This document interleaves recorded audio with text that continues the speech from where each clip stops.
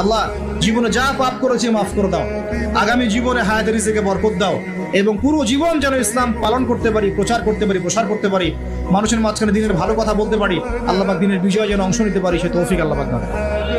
আল্লাহ পাক কবুল করার মালিক না? একটা কাপড় ধুতে 1 বালতি পানি লাগে, কিন্তু জীবনের সমস্ত গোনাহ ধুয়ে ফেলতে চোখের 1 ফোঁটা পানি যথেষ্ট। ইনশাআল্লাহ আল্লাহ পাক কবুল করুন, আমিন।